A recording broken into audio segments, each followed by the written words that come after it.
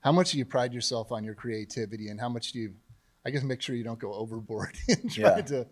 trying to scheme up so many different things? Yeah, it can be hard because there's always, what if we did this or it fits our personnel this way, so we could do it this way. And we are here and we watch a lot of the same guys or the same games everybody watches. We watched the Purdue Notre Dame game, and the Purdue guy throws it back to the quarterback. And we watched the Lions game last night, with Coach Rolls there, and they run the cool option play. So the light bulb goes on all the time. So it's hard, not to just put your foot on the gas pedal and overdo it, but it still comes back to us on what do our guys know and what can we go out there and do well, and how does it fit our guys. And sometimes it does, sometimes it doesn't. You don't want to overdo it because they're all good ideas and you can't run them all. So sometimes we'll start with a bunch of stuff and narrow it down throughout the week, and sometimes they hit and you like it and sometimes they don't, but you got a feeling on it and you run it, kind of like some stuff last year, but it can be tough.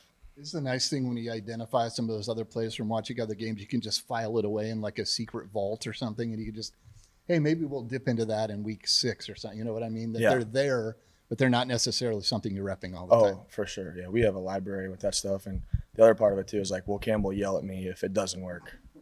I think about that a little bit, too. So that's in the back of my mind. You've mentioned before, it took a while before Jaden became Jaden. Just from your experience and observation, what would you say are like the biggest hurdles that it takes for newcomers to learn the Iowa State offense? I think more than anything, like the fear of failure. Like you think you know what it's like to get out here and play in Jack Trice in front of all the fans and the situations. Even, you play a tough game down at Arkansas State. They're all going to be tough games. Like it's hard to put yourself in those situations, and sometimes you have to fail and realize like it's going to be okay. Like I can handle it, and then you're not afraid of the what ifs of it going wrong a little bit, and you become a little bit more callous. And you can go out there and be fearless, and it's a mentality thing. And the way I tell those guys to grow real confidence is through failure and putting yourself in uncomfortable situations. And it's tough to do that for anybody. It's tough to do that for 18 to 22-year-old guys. So just giving them the platform to go out there and fail and be okay and grow, which you could do that at Iowa State, and we could put your arm around you and be okay. So it's a tough pill to swallow, but everybody grows in different ways.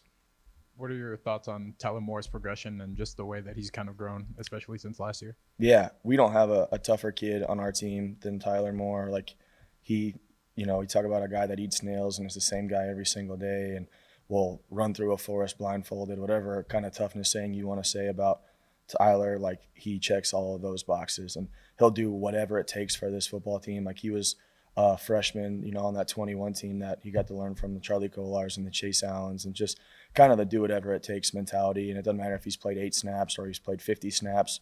When that guy number gets called, it's going to be 1,000 miles an hour and it's going to be violent, and he'll do whatever it takes to help us, make the play successful. And it doesn't matter if he's the running back. He was against Iowa. We can put him attached. We can put him split out. He's a do whatever it takes. He's a as much of a team guy as you'll find in football. I think we saw it at the end of the Iowa game where you guys were content to give the game over to Conradi without being super aggressive. Mm-hmm. But generally, given his length and reliability, how much does that influence your thinking, either play calling or just aggressiveness level, once you guys cross the 50? It does a lot, and especially you get to that area of the field where you feel like you're in Kyle's range, and there's a part of it like, what can we do to advance the football? I don't always want to take the ball out of Rocco's hands either, because we're better when the ball's in that guy's hands and he could go make plays. So it gives you flexibility when you have a guy like Kyle that's confident from, anywhere. When you cross the 50-yard line, you don't have to do too much, even though it's not necessarily the most fun play call at times, but when you have a guy like that, it allows you to put your team in the best spot to be successful and allow your guys that are really talented to win you football games. And sometimes, just kind of like the question earlier, like you don't have to overthink it at times and let your guys do what they do well. I guess sometimes you have to like 3 is a win here. Like we want to get 7, but 3 is a successful. Yeah, exactly right. Like how can we advance the play and get the ball in the middle of the field or get the ball to the right or left hash, wherever Kyle wants it. Like we're in the range. He wants the ball here. This is, the safest way to get the ball there where, you don't feel like you're going to put the team in jeopardy with a turnover or something like that. Round 2 against Coach Veit. What did you learn from last time and are expecting this week? Yeah, Coach Veit's such a great football coach, and I've only worked for Coach Campbell, and he's like a true dear friend to me. Like he taught me a lot as a young coach here, and he's going to have those guys playing hard and being physical and doing everything that they can to win the line of scrimmage. And they're violent, they're downhill, they're physical, and all the unique wrinkles that we had last year, like he's going to have them sniffed out. So how can we be able to, do what we did last year and add some wrinkles to it and be able to do what we do successful, and what have we done versus our defense? Because, they're the similar style. What have we done, well versus our guys in spring ball and fall camp, and even throughout the week we go against those guys on Tuesdays and Wednesdays on call-up periods. So it's hard sometimes because you know each other so well. You're like, well, he knows I'm going to be thinking this, but he doesn't know that I know he's thinking that I'm thinking this. And then you kind of go back and forth a little bit, and it gets weird. He's such a good football coach and such a great guy, and his guys play so hard. That game is going to be a battle at the line of scrimmage and a battle of physicality, and who can win. That nose guard that they have is unbelievable. It'll be a great challenge for us, just him, let alone the scheme that Coach Veit's going to have, and he's going to have a good one. Trevor Buhr made his debut for you guys at Arkansas State. Now seems like you guys have full health on the interior of the offensive line. How do you handle having 3 guys for 2 spots at guard or 4 guys for 3 spots across the interior altogether?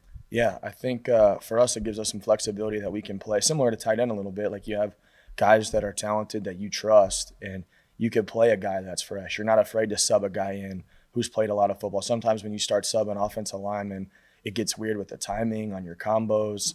It gets weird with the communication across the board because you're echoing, combos and IDs and mic points. I don't feel like we feel that way with Trevor or Dylan or, BB.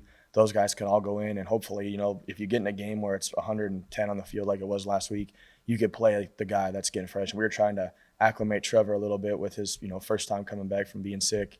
And, he did a good job, and he's only going to get better once he starts to get the weight that he lost back also. So for us, like all 3 of those guys are trusted.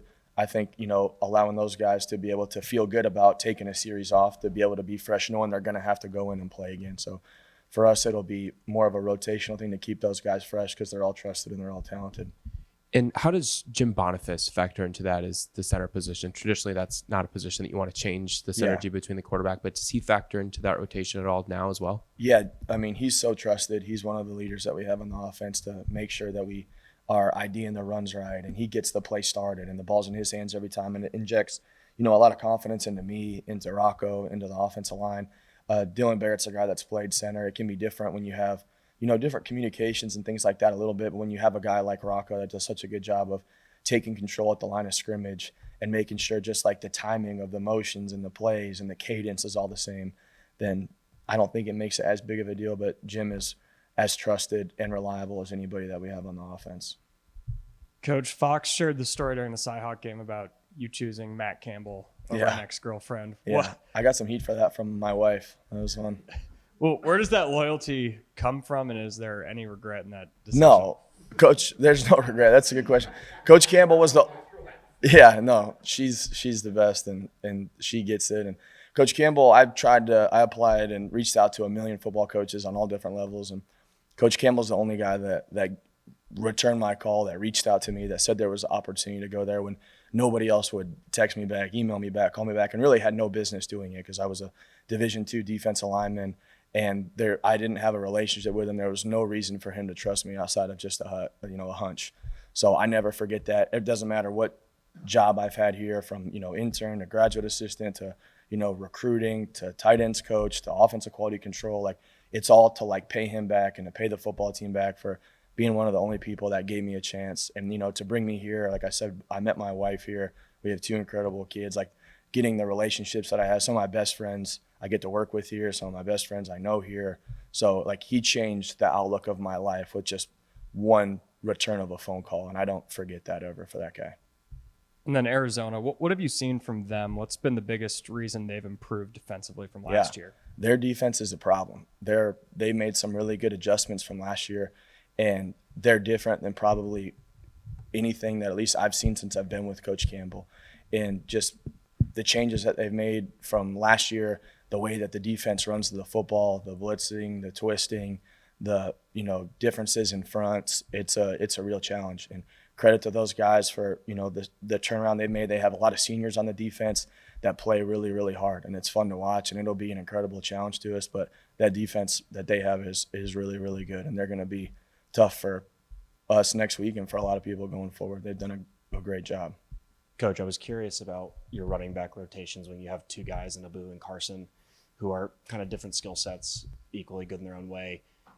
When you're going into a game, is it kind of preconceived how you want to divvy up the running back rotation, or is it going to be, based on the hot hand? Like, I feel like in some games we've seen Carson take the bulk of the carries in the fourth quarter. Just personally for you, how do you go about doing that during the game? Yeah, there's certainly a little bit in the back of my mind of who's in for which scheme that I think personally is better.